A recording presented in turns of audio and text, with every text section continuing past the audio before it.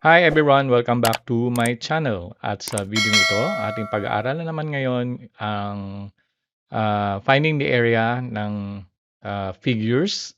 So karamihan sa mga questions dito ay triangles, parallelogram, rectangles, and trapezoid.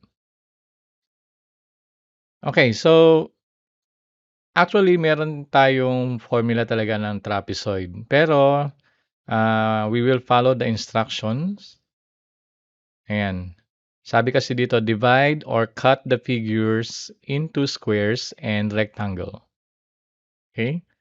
So actually, itong trapezoid, meron naman talagang formula yan. Pero okay, let us follow the instructions for the sake of the students. And then find the area of each square and rectangles made.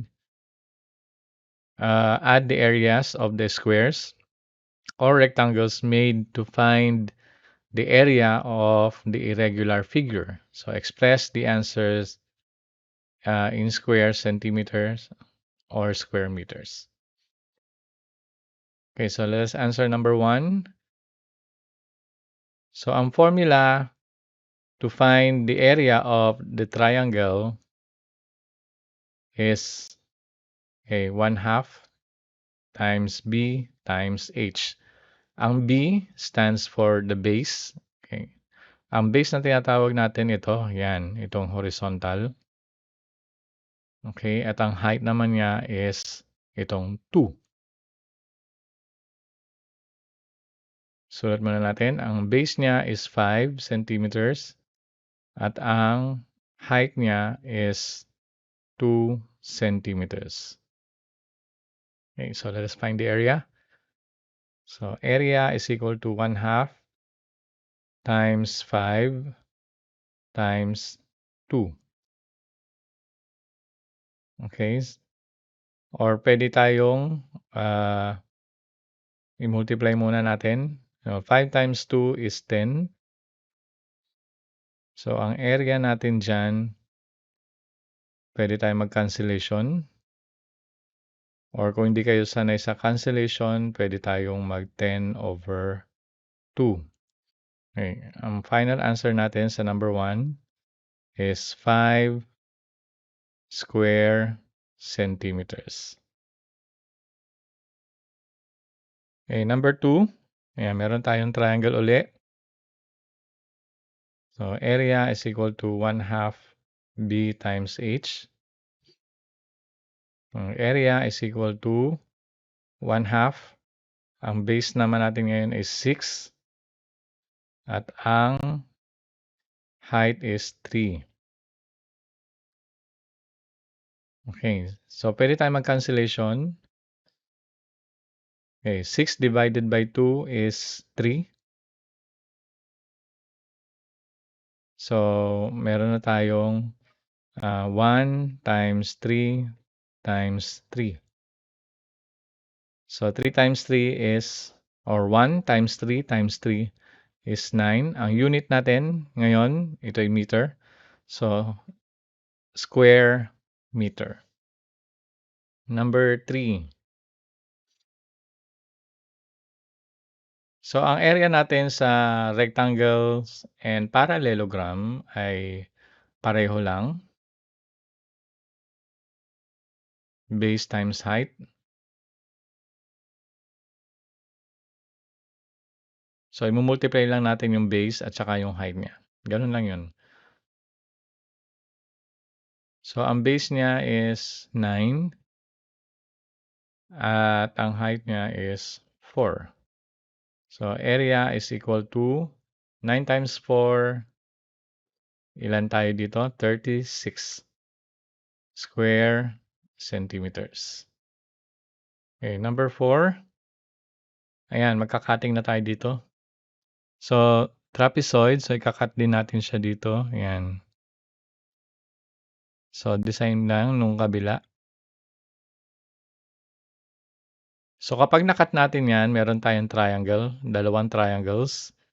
So, equal sila. Okay? So, kunin muna natin yung triangles. 1/2 base times height. Ang base natin, okay. So, itong kabuuang base is 12. So, hindi natin kukunan yung 12 kasi ito lang naman yung triangle mo. Now, na-cut siya. Yan. So, ito 6. Okay? So, magma-minus tayo ngayon. Okay, 12 minus 6 is 6. Okay? But since dalawa itong ating ika-cut, okay, dalawa yan. Isa dito, yan. Okay, 12 minus 6 is 6. And then, i-divide natin siya ng 2. So, meron tayong 3. Ito, 3. Ilan to? Centimeters. Itong kabila, 3 centimeters. Okay? Again, 12 minus 6 is 6. And then, since dalawa yung triangles natin dito, ayan. So, i-divide natin siya ng 2. So, 3 centimeters yung bawat isa. So, ito, magiging, hindi na siya 12. Ito, magiging na siyang 6 centimeters. Okay? So, equal na siya. Okay. So, to check, so meron tayong 6 plus 3 plus 3 is total of 12. Okay, so sana naintindihan natin yan. Okay, so 1/2. Okay. Ang base natin dito sa triangle ay 3 at ang height naman is 9. So 1/2 times 27. So 27 divided by 2 is ilan ito? Pag 28, 14, sorry. Pag 26 ay 13. So 13.5. Okay? 13.5 square centimeters. Pero since dalawa ang ating triangles, magta-times 2 tayo.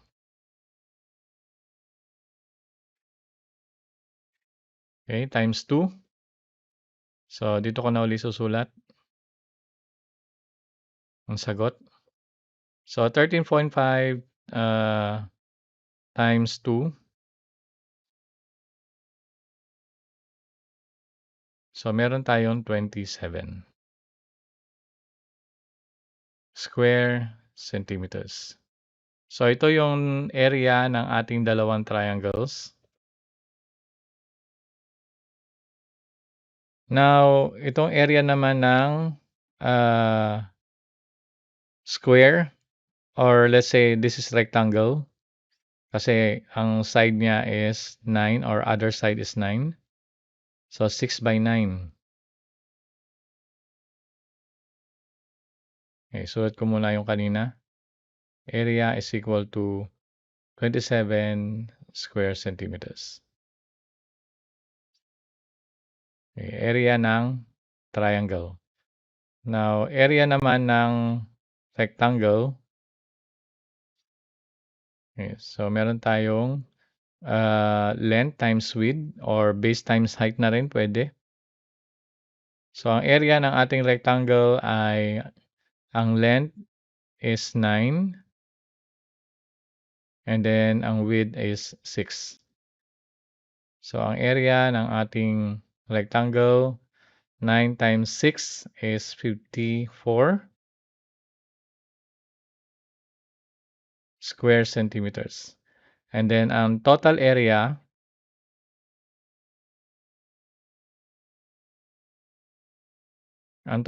natin, i-add lang natin sila. 27 plus 54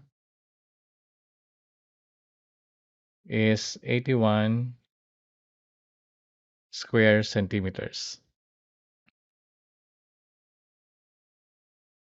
Okay, next one tayo, number 5. So, ikakat natin siya ng yan, yung maliit na yan. Okay. So, 16 minus 14. Dito lang natin sulat. Okay, 16 minus 14 is 2. Then divided by 2 is 1. Okay, nag-divide ako ng 2 kasi meron tayo dito. Tig-isa sila. Ito ay 1, ito ay 1 centimeter. So ito magiging 14 centimeters na lang. Okay. So let us find the area of triangle. Yung dalawang triangles. So meron tayong 10 as a height. 1/2 times base is 10. And then, sorry, the base is 1. And then the height is 10. Okay? And then magmumultiply na rin tayo ng 2 kasi dalawang triangles times 2 para shortcut. Okay. Then, pwede tayo mag-cancellation na ngayon. Okay, cancel na yan. 2 divided by 2 is 1. So, ang natira na lang is 1 times 1 times 10 times 1. Okay, shout out sa wangwang na nasa paligid ko.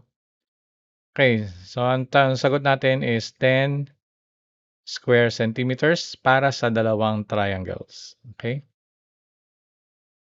For 2 triangles.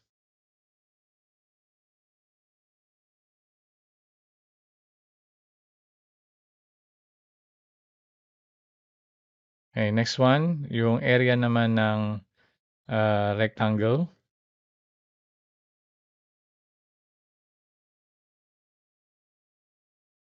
Okay, so meron tayong base times height, pwede rin. Pwedeng isulat ang base times height, pwedeng length times width.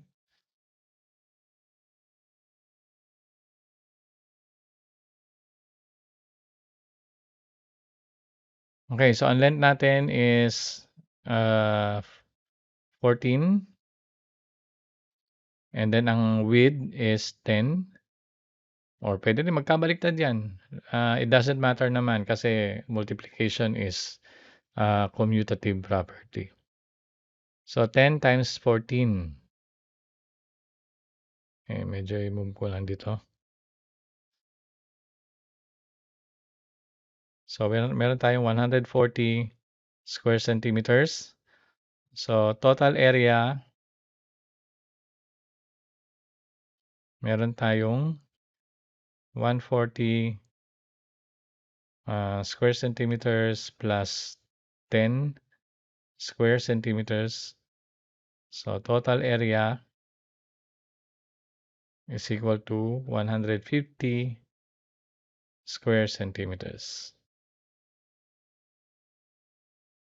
Okay, and that's all for today. So thank you so much. I hope nakatulong ako sa inyong mga mag-aaral dyan sa Pilipinas. Ako po si Konkru TV. God bless you all.